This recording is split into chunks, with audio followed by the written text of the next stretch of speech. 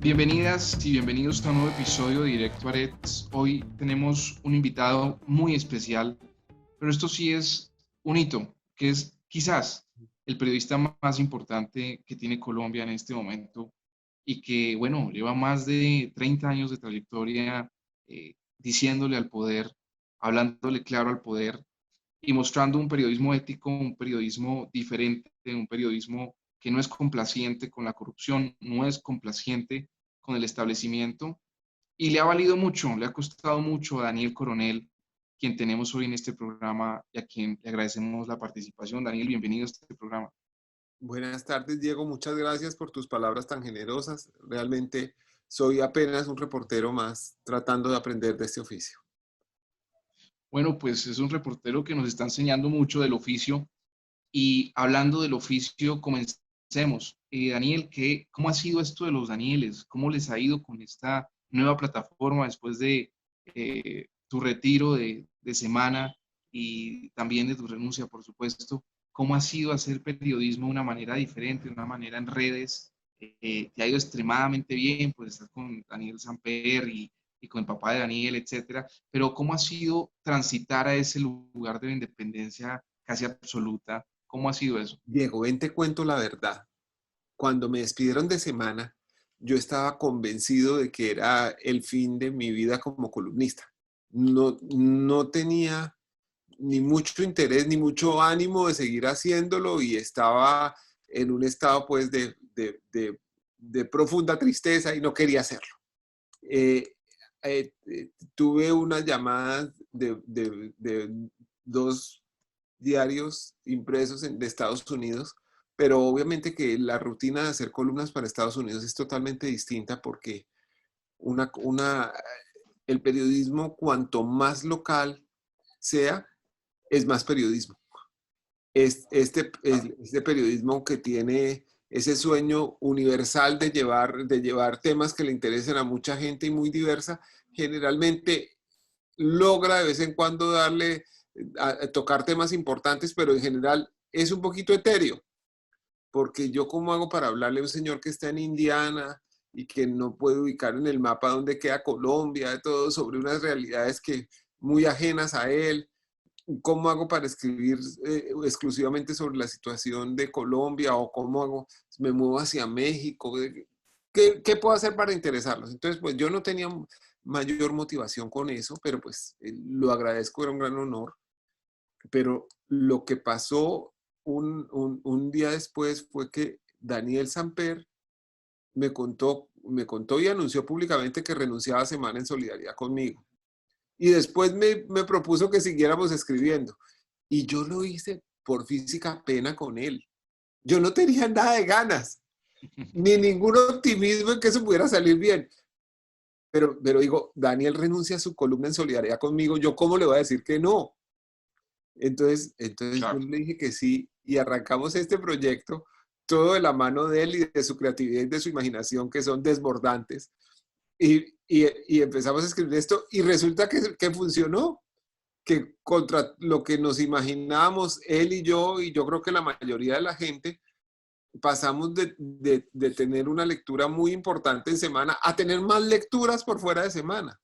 Entonces, pues eso fue algo que no esperábamos y que nos entusiasmó mucho y que nos ha llevado por un camino de hallazgos sobre nuevas posibilidades de llegarle a la gente, sobre posibilidades de interactuar con los lectores y con los usuarios, de buscar incluso un encuentro no propio de los medios impresos, sino en estas plataformas en donde hay interacción con la gente.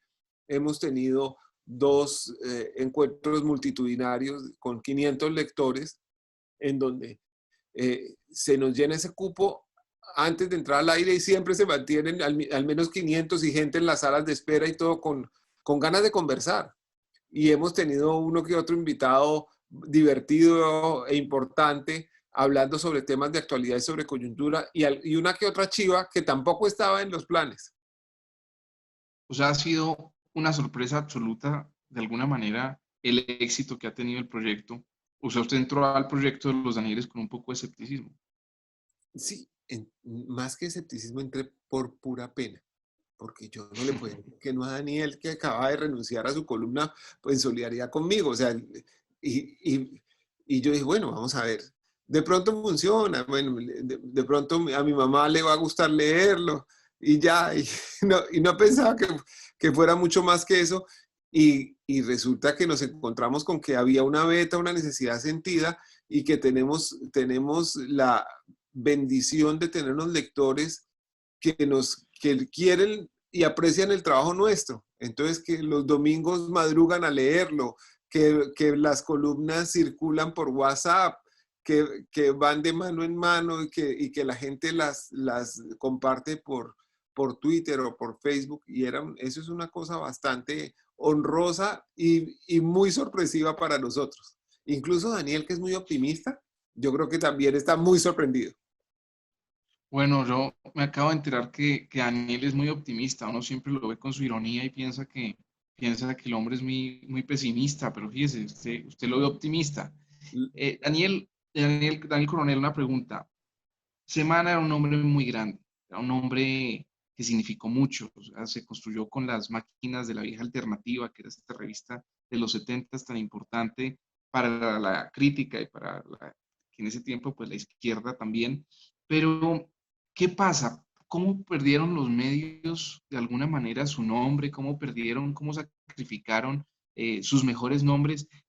Poner este ejemplo sería obviamente odioso, pero hay muchísimos nombres que sacrificaron y muchísimos valores que han sacrificado los medios tradicionales y perdieron confianza. Y cuando un medio pierde confianza, la pregunta es, ¿qué da para el periodismo? ¿Y qué pasó con estos medios? ¿Qué cree usted que pasó con los medios para perder esa confianza? ¿Qué los llevó de alguna manera a perder esa confianza con los lectores?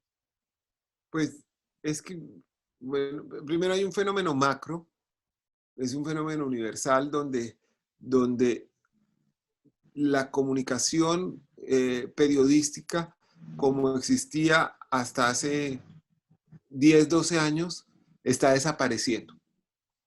¿Por qué? Porque hay multiplicidad de medios informando al mismo tiempo. Y porque los medios que existían y que reinaban hace 10 o 12 años están casi siempre condenados a llegar tarde. Me explico. Se incendia la Catedral de Notre Dame y difícilmente la primera noticia es de New York Times o incluso de un gran medio en francés. La noticia no va a salir en Le Figaro, sino sale porque alguien pone el primer video de la catedral incendiándose en Instagram. Y ahí empieza a volverse noticia y todo. Y los medios casi que están condenados a llegar después.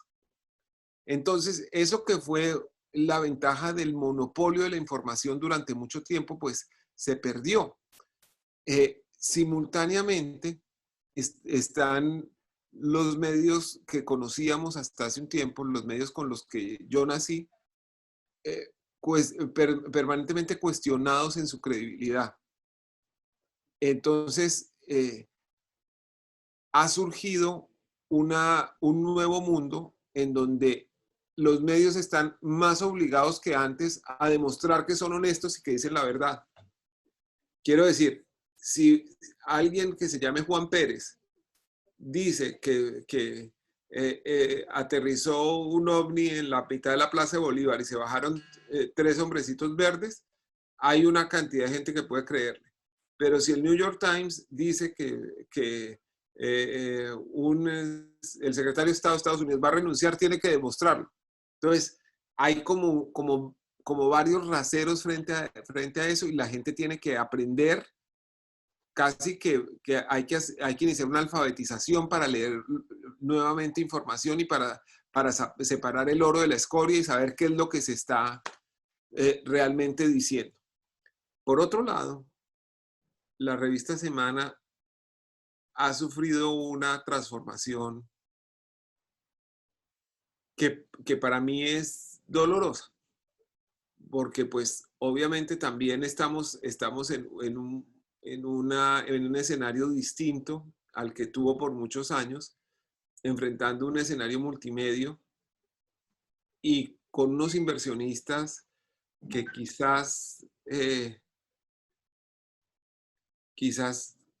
uno de ellos, por lo menos, no tiene conciencia de lo que significa o significó la marca de Semana para tanta gente. Y entonces, la preservación de ese buen nombre periodístico no ha sido la prioridad. La prioridad es buscar tráfico, buscar clics. Y resulta que si el éxito se mide exclusivamente por esos parámetros, pues hay 1000 cosas mejores que el periodismo para generar tráfico. Pero generar tráfico calificado, mantener la respetabilidad y todo, es algo que están haciendo otros medios en otra parte. Pero aquí lo que hay es un proyecto empresarial / político que piensa que el periodismo es solo un arma de apalancamiento para conseguir poder y conseguir dinero. Y resulta que el buen periodismo tiene que ser un negocio y una meta en sí mismo. No puede ser un negocio subordinado a otros. Y bueno, eso se había empezado a notar hace un tiempo, en Semana.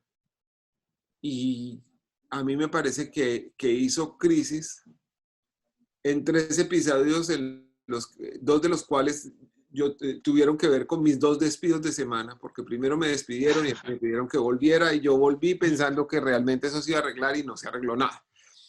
Que fue cuando la información sobre las directivas militares que daban lugar a nuevos falsos positivos fue no publicada en Semana, sino hasta que llegó el New York Times a hacernos el favor de dar a conocer una situación que existía en Colombia.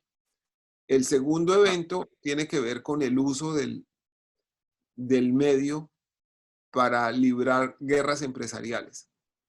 Eso que había sido una costumbre ya superada por el periodismo colombiano y que era expresión de la arrogancia de los dueños, volvió a surgir en Semana a raíz de que no les gustó una información que ha publicado la W Radio. Y recientemente, a raíz de otra información que no les gustó que ha publicado El Espectador, decidieron ponerle los santos óleos al Espectador, disfrazándolo como si fuera una cosa de buena voluntad. Ay, qué pesar que se murió mi compadre, no sé qué. Pero realmente lo que había era un desquite. Claro. Todo eso me muestra que Semana tiene perdido el norte. Pero además hay ciertas cosas del uso del lenguaje, de la forma en que se escribe ahora en Semana, que no eran propias de Semana, eran propias de otro tipo de medios. Pero cada rato uno se encuentra con que esta es una explosiva declaración y que rompió su silencio y que una serie de muletillas más asociadas con otro tipo de periodismo que el que ha caracterizado a Semana por muchos años. Entonces, todo eso, más las cosas que me dijo muchas veces el nuevo propietario de Semana, Gabriel Gilinski, en el sentido de que su modelo era Fox News y que él era un gran admirador del presidente de Estados Unidos y del expresidente Álvaro Uribe de Colombia y todo, me llevaron a tener clara la conclusión de que yo estaba en el lugar equivocado. Cuando dices que él te decía eso, que él admiraba a Trump y admiraba a Álvaro Uribe, ¿había algo de retarlo a usted? Porque es que decirle a usted que ha criticado en centenares de columnas y que ha mostrado el perfil de Álvaro Uribe, decirle a usted que a mí me cae bien Álvaro Uribe, por ejemplo, no, pues es también hay algo de retar ahí, bien. ¿no? Es que a él le puede caer bien quien sea. Lo que pasa es que no puede esperar a que porque él le caiga bien yo tenga que escribir en consecuencia, porque la gente se equivoca. Piensa que los columnistas o quienes generan opinión por el hecho de estar publicando en una casa tienen que reflejar lo que piensa su dueño. Y así lo sentí yo, y está muy equivocado. Si él puede adorar lo que quiera, pero eso no quiere decir que yo vaya a escribir en consecuencia para que él se sienta halagado. Yo no.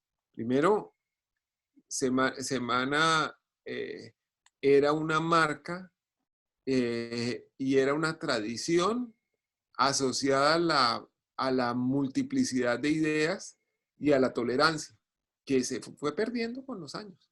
Se fue perdiendo.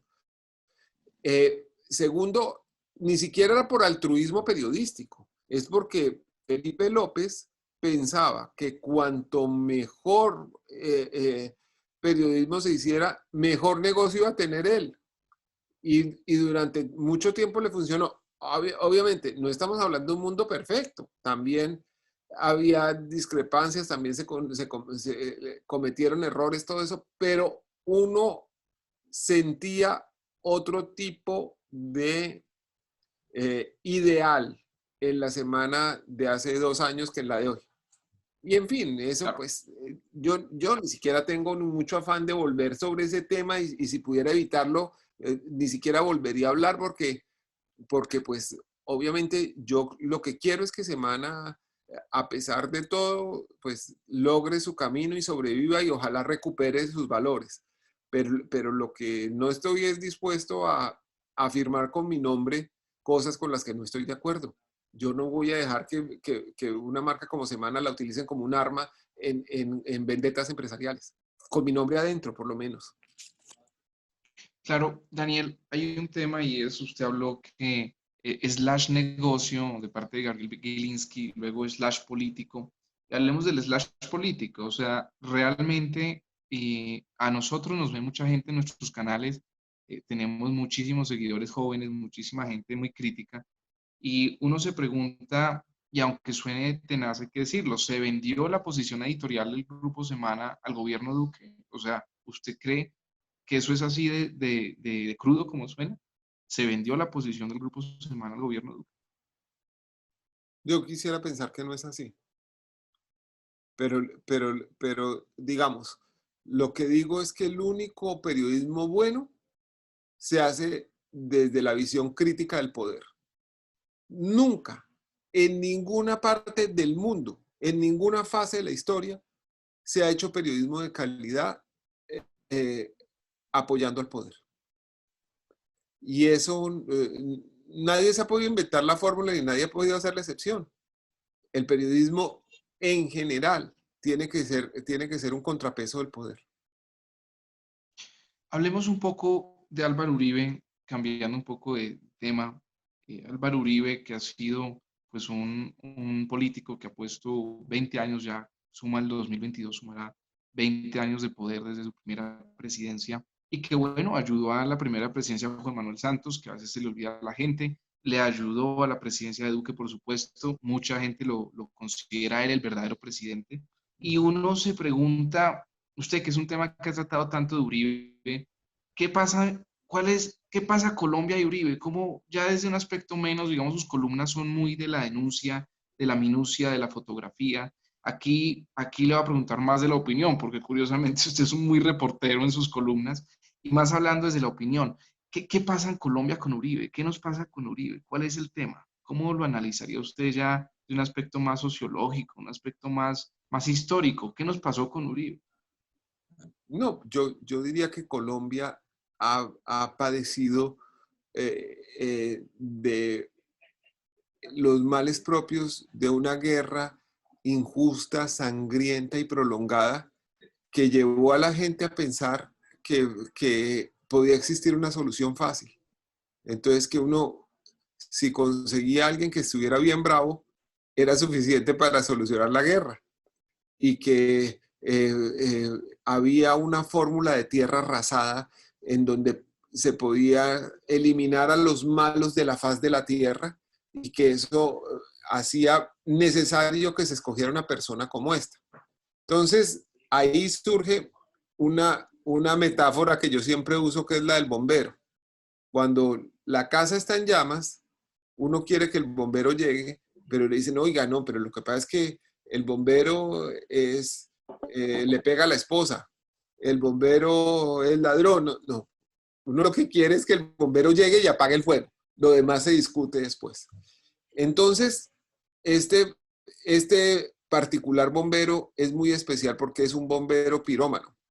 Porque Es un bombero necesita que haya pirómano. fuego, un bombero pirómano porque necesita que haya fuego para seguir existiendo y además justificando su poder. Entonces, este bombero no puede permitirse que exista la paz, porque en esa medida su influencia, su injerencia sobre la sociedad deja de existir. Todas las bases del proceso de paz de Santos fueron establecidas y ofrecidas por Uribe a las FARC. Yo lo documenté. Yo saqué los documentos, las grabaciones de Uribe diciendo esto mismo, que era exactamente lo que se negoció en La Habana. Y sin embargo, nunca hubo comprensión, ni tolerancia, ni apertura a entender un proceso de paz con las FARC, porque simplemente, si hay paz, no se necesita al genio de la guerra, que tampoco resultó genio, porque pues se fue y ahí quedó la guerra. No es que Claro. hayamos, como nos quieren pintar ahora en un proceso de reescribir la historia, como que nos dejó esto totalmente en paz y después vino Santos y estamos nadando en coca y ponen la figura como si realmente estuviéramos nadando en mares de coca. Cosas que son una sobresimplificación de lo que realmente ha sucedido en estos años en Colombia. Yo creo que debemos ser críticos de todos los gobiernos y de todas las acciones de todos los gobiernos, incluyendo todas las críticas que merece el proceso de paz. Pero creo que el camino para superar la guerra es el acuerdo, no es la persistencia de la guerra. Y bueno, ahí seguimos en eso. Vamos a tener tantos años de Uribe porque además la justicia es especialmente lenta en lo que tiene que ver con este hombre que es el más poderoso de Colombia. Las pruebas han estado sobre la mesa y están. Y sin embargo, la justicia va a paso de tortuga con todo lo que tenga que ver con él y con sus allegados.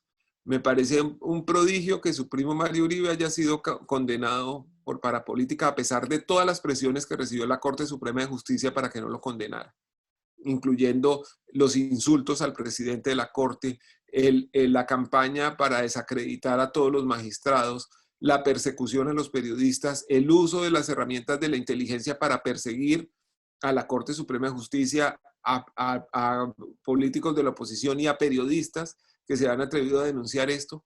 Todo eso sucedió durante el gobierno Uribe.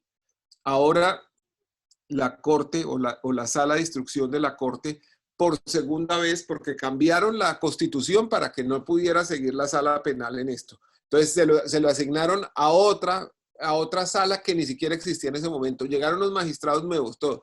Miran las pruebas y concluyen que hay que seguir la indagatoria a este señor. Entonces eso también es una persecución a la justicia. Fueron condenados, entre otras cosas, por investigaciones mías, 2 secretarios generales de la presidencia, 2 ministros de Estado, Sabas Pretel y Diego Palacio, por la GIS política, y sin embargo todas esas condenas son persecución de la Corte. Y vas a ver que van a terminar reabriendo esos procesos y todo hasta que logren reescribirlos y decir que nunca existió, que nunca le compraron el voto a Gis Medina ni a Teodolindo Avendaño, que eso fue todo una ficción. Entonces, lo más importante para un periodista es que el propósito no es que se haga justicia. El propósito de nosotros, los reporteros, no es que se desprendan acciones judiciales o efectos políticos de lo que uno dice. Lo único importante para lo cual trabajamos nosotros es para que la gente sepa y decida mejor. Si la gente se entera, ya nuestra labor está completa. Nosotros no estamos ahí para producir una sentencia, ni que yo termino de escribir una columna y voy y le pongo a las esposas a los corruptos. No, esa no es la función social de la prensa. Daniel, hoy es 20 de julio y usted cree que, sin ánimo de hacer pronósticos, el uribismo va a seguir en el poder. O sea, en dos Claro, años claro que va a seguir, va a va a seguir en seguir, el poder. claro, va a seguir. ¿Y en qué se basa para pensar eso? Bueno, me baso en dos cosas, en que hay un proceso de cooptación progresiva de los organismos de control, que la Contraloría, la Procuraduría y muy pronto, perdón, la Contraloría, la Fiscalía y muy pronto la Procuraduría van a estar todas en la órbita del uribismo, y que eso pues garantiza más tiempo, impunidad y menos controles frente a lo que vienen haciendo. En segundo lugar, que tenemos un gobierno pésimo que a quién se lo debemos, pues a Uribe, pero él logra con una habilidad verdaderamente admirable que Duque sea el culpable de todo lo que está mal, como si él no tuviera nada que ver, como que la gente dice, ¿qué tan malo salió Duque? Uribe nos debe poner uno mejor.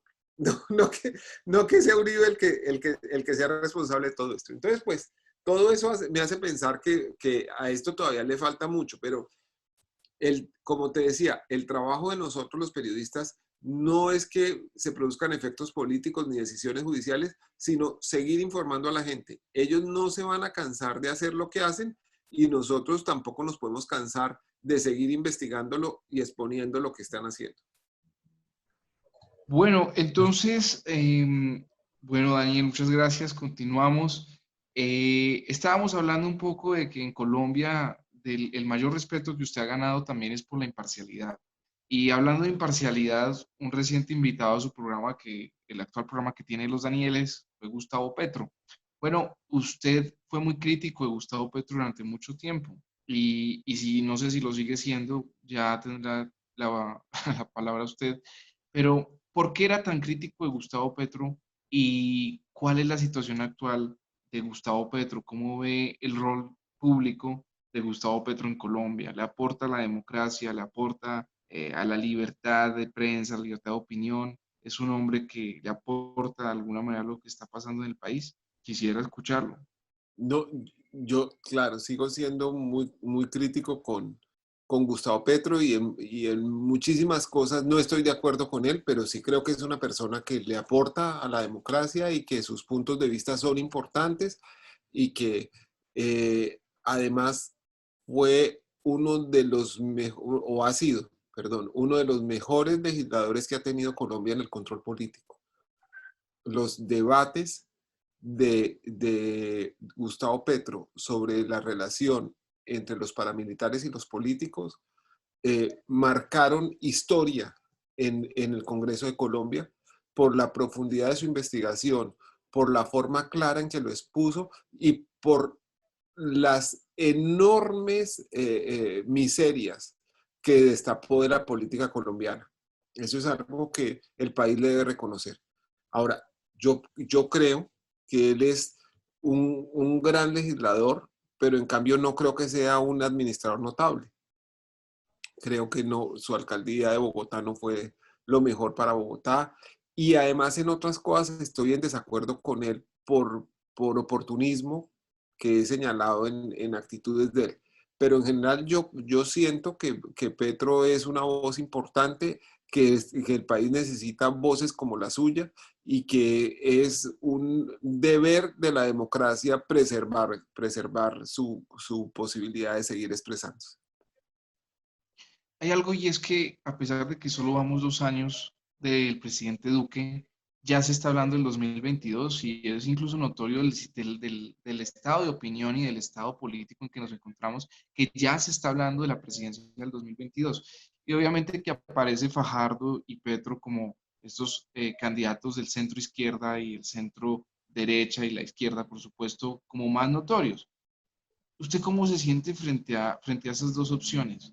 ¿Estamos Bueno, muy mal de primero, opciones? sabes que se empieza a hablar de campaña para reemplazar al presidente Duque casi que desde el 8 de agosto, un día después de su posesión, porque es tan clara su debilidad y su irrelevancia. Es bastante particular, que el presidente de un país sea irrelevante para el país, que la gente sienta que las decisiones importantes no las toma él, sino las toma otra persona, y que de él no se espera ninguna gran solución, ni ningún timonazo importante, ni que se le ocurra nada, como evidentemente no se le ocurre. Entonces pues eso ha hecho que surja un ambiente de campaña muy rápido en el país, porque existe la necesidad en la gente de ventilar ideas, de ver posiciones y todo. Yo no creo que las únicas alternativas sean Petro y Fajardo. Yo creo que puede haber muchas más cosas que surjan de aquí al momento de la elección. Creo además que el país no se puede dejar meter en el falso dilema que tiene que escoger entre Petro y Uribe, o el que diga Uribe. No, hay más alternativas. Y que es importante que estemos abiertos a analizar cada una de esas alternativas. No, no descarto nada. En el año 2018, les dije un poco antes de que empezara la campaña en una entrevista que generosamente me hizo La Silla Vacía, que estaba seguro que el presidente no iba a ser Gustavo Petro. Me preguntaron, ¿quién cree que va a ser el presidente? Le dije, no sé, pero les quiero decir quién creo que no va a ser Gustavo Petro. Y expliqué por qué. Ahora no puedo expresar con esa misma seguridad que no vaya a ser alguien. Puede ser que cuando se acerque la elección llegue a tener la misma seguridad de eso, pero yo creo que es Sí, muy sí. importante alimentarse con voces plurales, encontrar que hay alternativas más allá de las que están sobre la mesa y que quizás surjan. Y que Claro, claro, Daniel, pero hay algo real y es que uno ve en la política, y yo entrevisto a muchos políticos también, que realmente hay un ambiente de las cosas. Y la verdad, nombres que le puedan hacer una competencia directa a Fajardo o a Petro, pues no, pues si bien sí hay muchos grandes personajes, está Alejandro Gaviria, hay personajes muy interesantes, lo real es cuáles le pueden hacer una campaña realmente dura al uribismo, dura a un hombre como Gustavo Petro. Y la realidad es que no hay muchos. En ese estado de las cosas Diego, no se ve gente con tanta fuerza. pero es que mira, te voy a poner, sitúate, hoy es 20 de julio de 2020. Sitúate, Sí, por favor, en el 20 de julio del año 2016. Es decir, cuando faltaban 2 años para que llegara el nuevo presidente. Dime una persona que el 20 de julio de 2016, en su sano juicio, pudiera decir que Iván Duque iba a ser el presidente de Colombia. pero sí sabíamos que Uribe sí iba a poder ser el No, presidente de no. Colombia. No. Entonces, eso lo que te demuestra es que en la política colombiana todo se puede escribir y un mes a veces pesa como un siglo. Con la velocidad vertiginosa con la que suceden las cosas en Colombia, todo puede cambiar. Y puede ser que a la vuelta de 5 o 6 meses Fajardo sea totalmente irrelevante, que ya no exista como alternativa, o puede ser que se fortalezca. Entonces, nada de eso Hablemos es... de gustos entonces. ¿A quién le gustaría a Daniel Coronel que fuera presidente de Colombia en el 2022? ¿O No, a quién le gustaría ver? tan loco que yo voy a decir eso para quedarme casado desde ya con... A mí de momento no me gusta nadie. Me parece que debe hacer cosas mejores. En la pasada elección, en la primera vuelta yo voté por Humberto de la Calle y en la segunda vuelta voté en blanco porque no me sentía Ahí lo representado vi, por ninguno de ahí los dos. lo vi, ahí lo vi dudoso. ¿Sí fue en blanco? Sí, fue en ¿Estás seguro blanco. que fue en blanco? Estoy seguro totalmente. Estoy seguro. Daniel, Pero Diego, voy a decir una no, no, cosa que nunca he dicho. Cuando entré al cubículo a marcar, volví a mirar las caras y me tomé unos largos segundos para la duda. Y dije, bueno, yo tengo unas discrepancias con Petro, pero si yo tuviera que escoger entre Petro y Duque, prefiero a Petro. Entonces, ¿por qué no estoy votando por Petro? Y es una segunda consideración. que es que yo pensé, y sigo pensando, que me habría arrepentido de votar por Petro, porque además de votar por alguien que no me convencía, estaba votando por alguien que no iba a ganar. O sea, que no existía la viabilidad de que Petro derrotara a Duque en ese momento. Y por eso o sea, yo estaba dispuesto a votar por cualquiera que derrotara al candidato de Uribe, pero que tuviera la capacidad de hacerlo. Y creo que cualquier otro candidato distinto a Petro lo habría podido hacer. Cualquiera. Lo que pasa es que Petro, por su importancia y por su trayectoria, también tiene un problema, que es que encarna él mismo su oposición.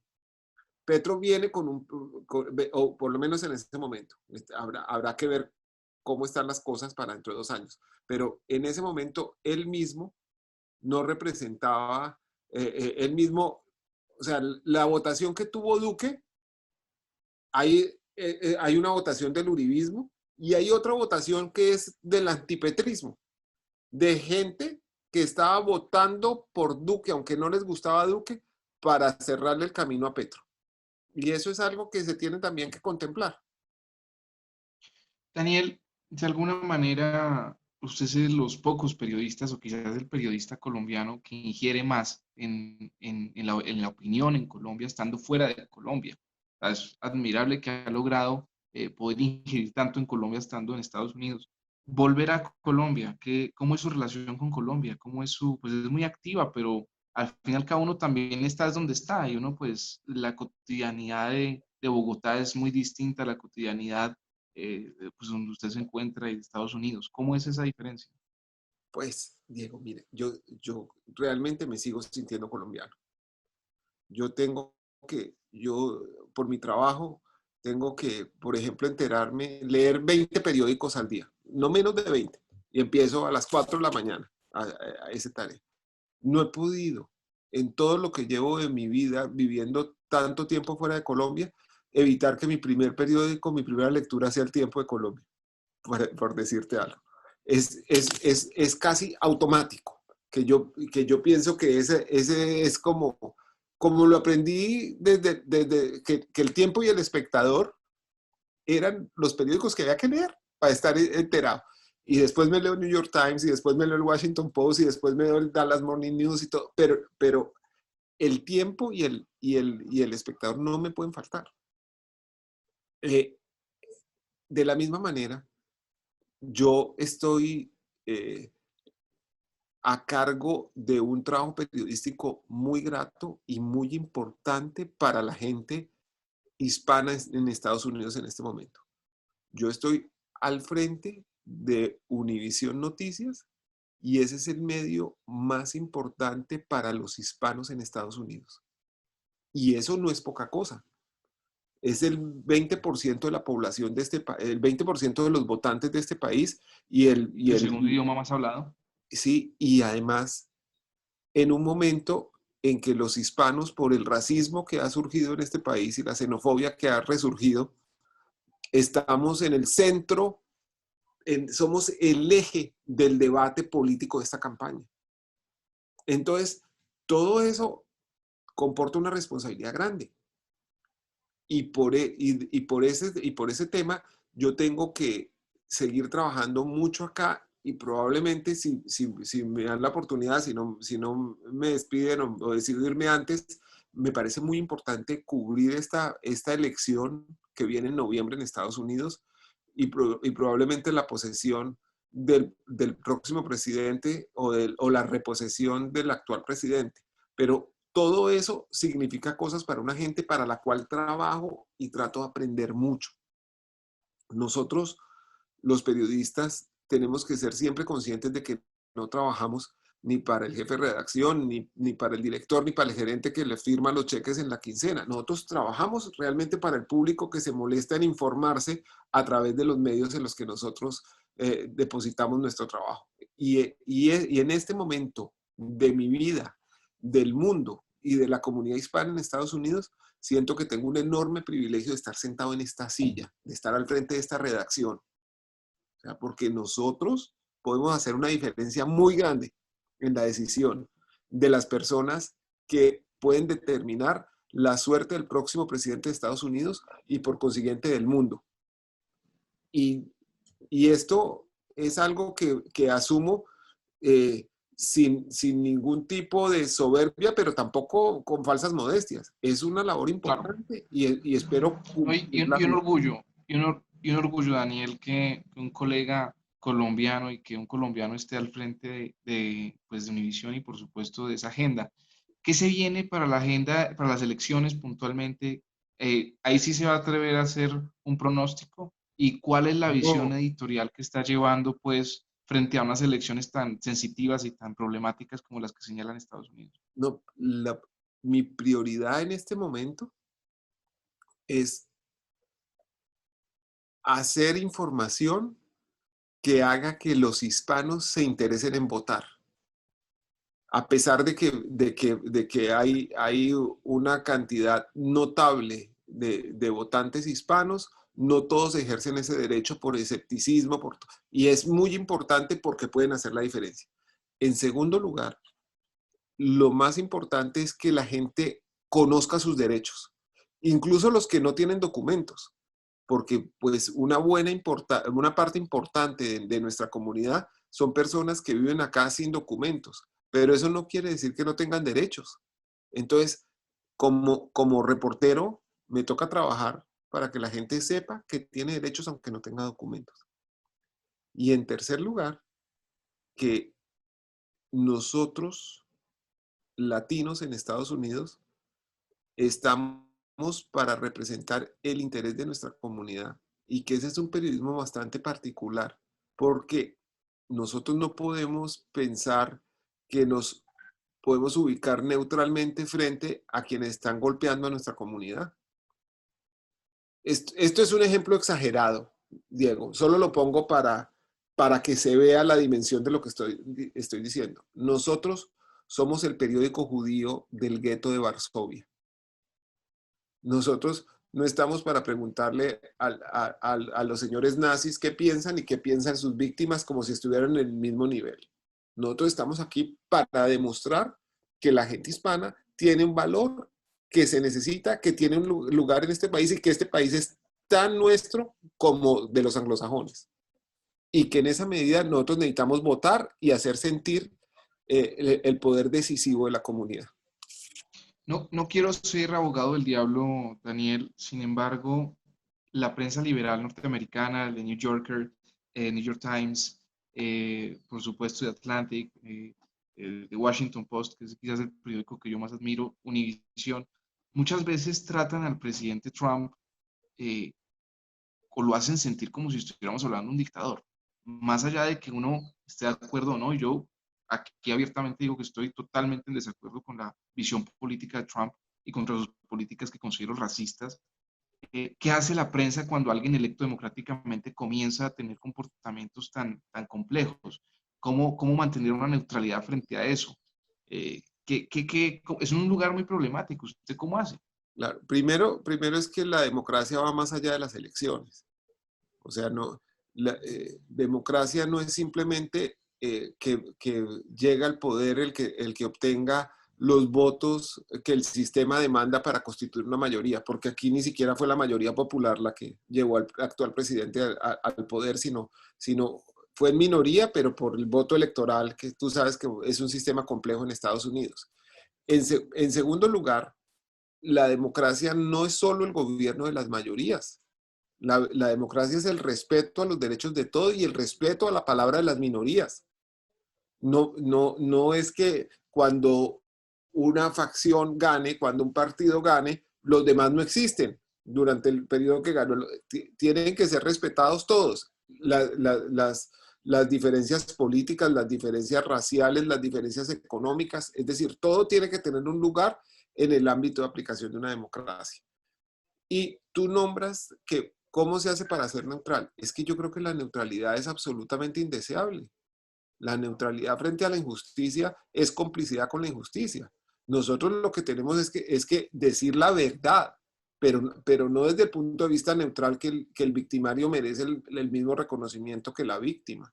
Nosotros, o sea, el periodismo se tiene que hacer desde el punto de vista del gobernado, no del gobernante, del consumidor y no del productor, y de la víctima y no del victimario.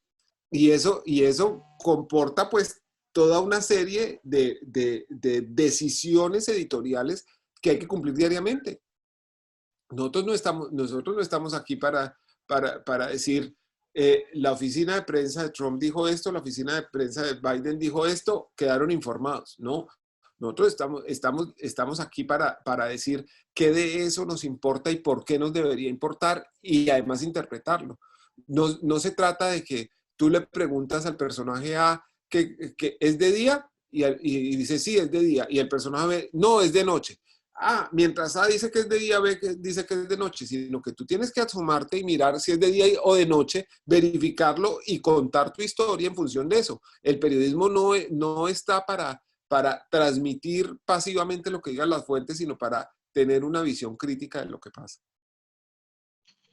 Daniel Coronel, muchísimas gracias por esta entrevista. Quiero finalizar con una sola pregunta de un tema que está hoy en Colombia y que me parece muy preocupante, y es el ejército, un tema del cual ha escrito muchísimo y ha analizado muchísimo.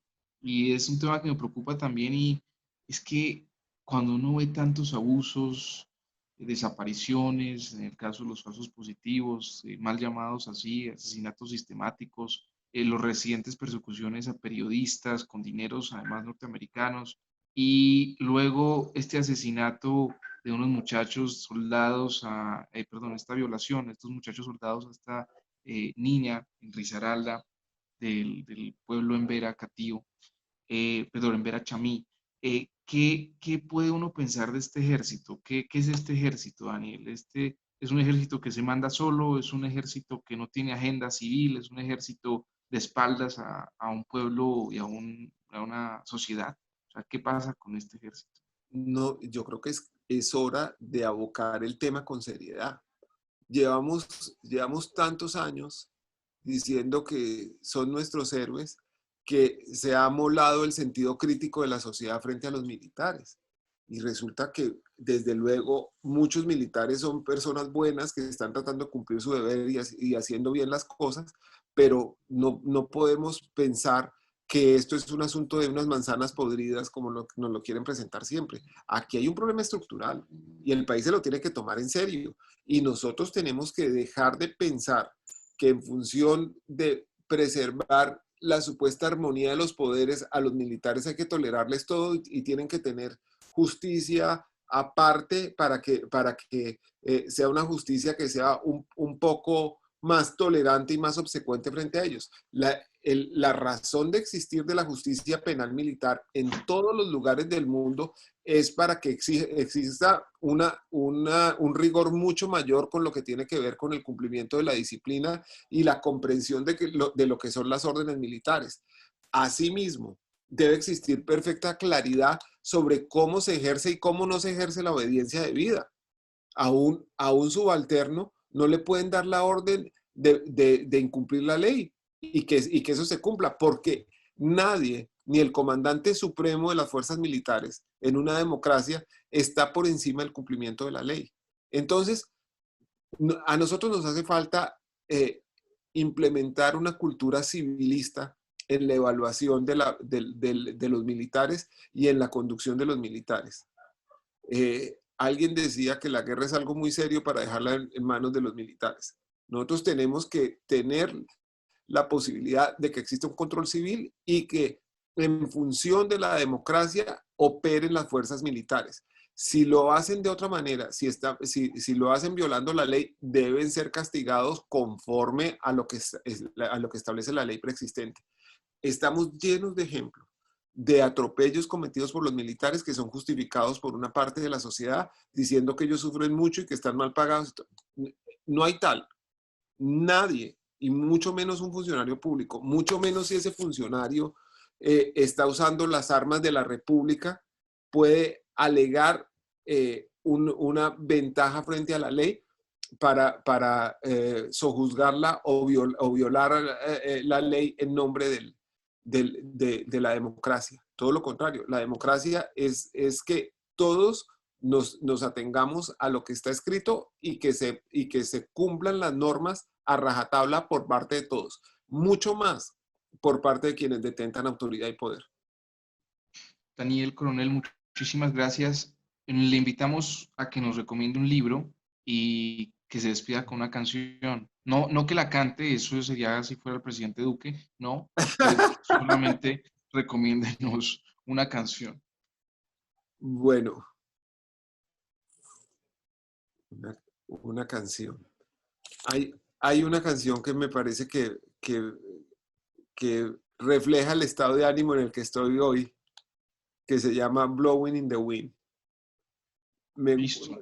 me gusta mucho oírla y siempre, aunque tiene una melodía un poco triste, me llena de ánimo. ¿Y Y cuál versión? Tenemos a Joan Baez, Joan Baez me Stan encanta. Cook. Joan Baez me encanta. Usted como que era militante, ¿no? No, ¿por qué? Bueno, ¿y qué libro? Nos vamos con Joan Baez, Blowing in the Wind. ¿Y qué libro? Me gusta, ahora me estoy releyendo uno, que es una novela policíaca que tiene un título que no parece de novela policíaca. Se llama Una A ver, investigación filosófica. Y el una autor es investigación. filosófica. Y el autor es Philip Kerr, Kerr, Philip Kerr. Me parece que es una de las mejores novelas policíacas que he leído en mi vida. Muchísimas gracias por esta recomendación de Philip Kerr. Gracias por esta entrevista, Daniel. Espero que tenga muchos éxitos. Por la verdad, usted es un tipo tan exitoso que eso ya lo tuvo. Y me alegra verlo feliz y espero que siga haciendo su periodismo. Muchas gracias por lo que hace. Muchas gracias, Diego, por la invitación. Cuídate mucho.